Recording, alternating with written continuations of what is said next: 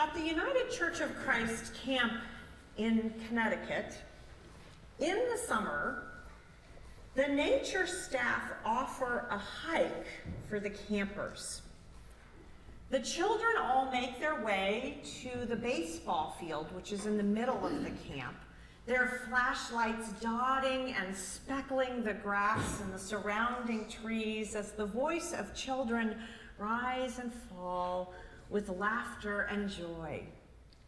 Once gathered, the staff collect all the flashlights and ask the children to all be quiet until they can see again. When the moon is out, it takes only a matter of seconds. Under the stars, a little longer. Occasionally there is a clouded night when it is exceptionally dark, and it can take 5 minutes or more, longer than restless kids can remain still. Eventually, through a biological process that happens at a fixed rate, retinol and opsin combine to create rhodopsin. Now, in light, these two things break down, but in darkness they come together. But as I said, at a fixed rate. It takes time to go from night blindness to seeing in the dark. When that has happened, the children begin to make out shapes and patterns in the dark.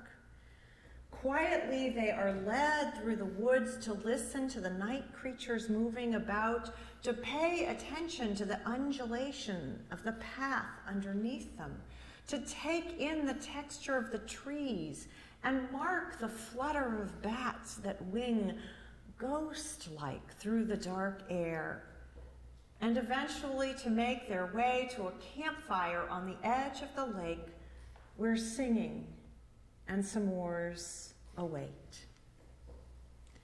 Light and darkness, light and darkness, light and darkness, light and darkness, light and darkness, light and darkness. In preparing this sermon, I came across an advertisement for a chocolate bar.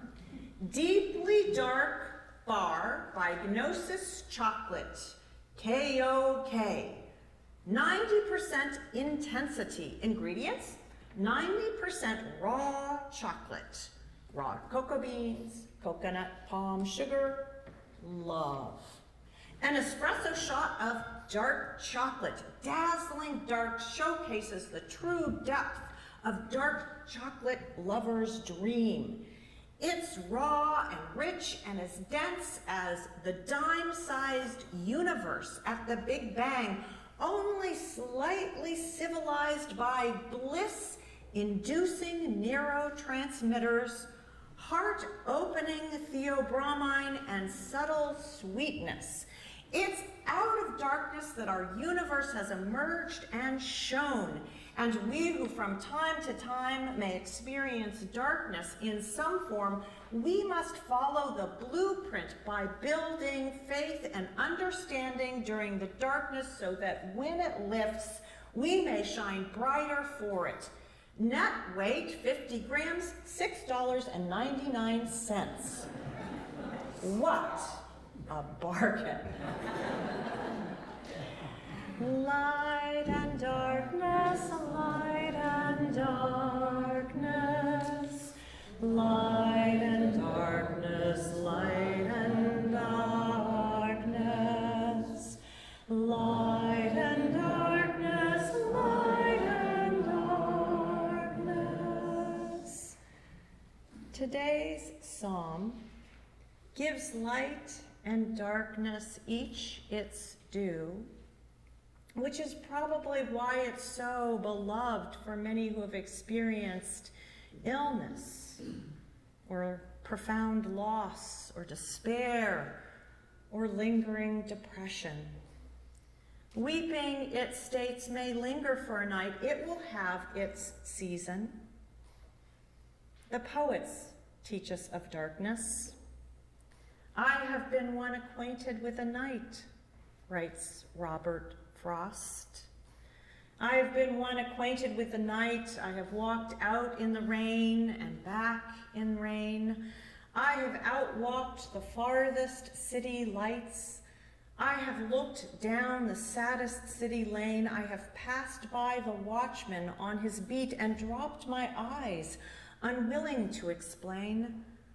I have stood still and stopped the sound of feet, when far away an interrupted cry came over houses from another street, but not to call me back or say goodbye. And further still, at an unearthly height, one luminary clock against the sky proclaims the time was neither wrong nor right. I have been one acquainted with the night. I have been one acquainted with the night, and you have too, have you not? 10 years ago, a great sadness engulfed me as I struggled to make sense of the truth that my mother, my fierce, energetic, curious and creative mother, had via a stroke been secreted away from me. Her body rendered mostly immobile, her personality but a sweet vestige of the woman I once knew. And while this sadness was some of the toughest of my life, I found myself strangely prepared for its daily rising and setting. A lifetime of faith. The praying company of the congregation I served at the time taught me that sadness has its part. Darkness has its share. Grief has its time, struggle its due, despair its say, but that in God's composition, the minor key gives way to the joyful hymn, and in a season I will dance. Light and darkness, light and darkness. Light and darkness, light and darkness. Light and darkness, light and darkness. The gospel lesson takes us on a journey through the darkness to reveal the vision of Christ in his coming. And that vision is Christ in his compassion, reaching out to those of us who are sad and suffering. Those who have walked in darkness have seen a great light, Scripture will teach. It's a great image, to be sure, still, as those who have walked in darkness know, light can be blinding. And darkness can have its own comforts and clarity. So it was for Gregory of Nyssa, the 4th century church father, whose vision of God was expressed in terms of darkness rather than the prevailing light imagery. Hence, instead of presenting the Christian life as a transformative journey towards increasing luminosity, St. Gregory put forward a vision of a person's ascent towards God in terms of increasing impenetrable opacity. Faith, for Gregory of Nyssa, does not make one see more clearly, but rather makes one consent to darkness and the impenetrability of the great mystery. We move from bright arrogance of knowing into a peaceful patience of unknowing.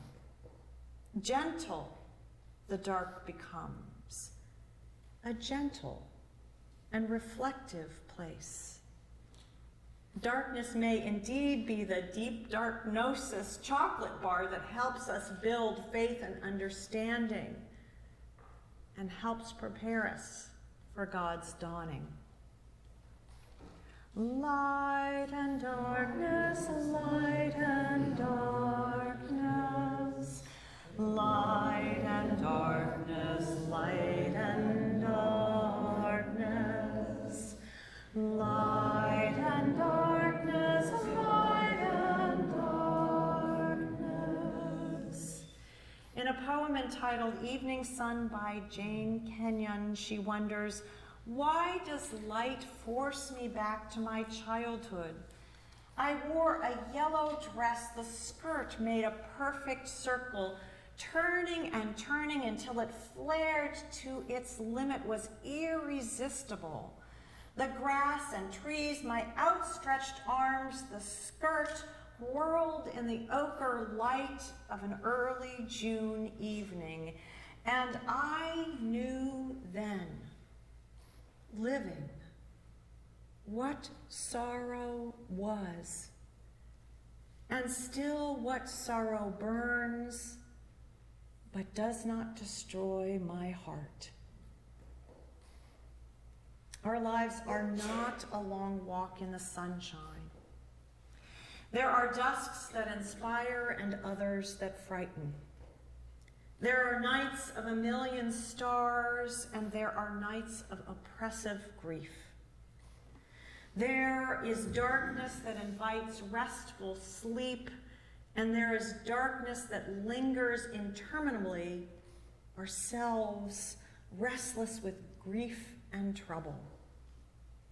Sometimes in faith, sometimes only by faith, we say, God's anger is but a moment.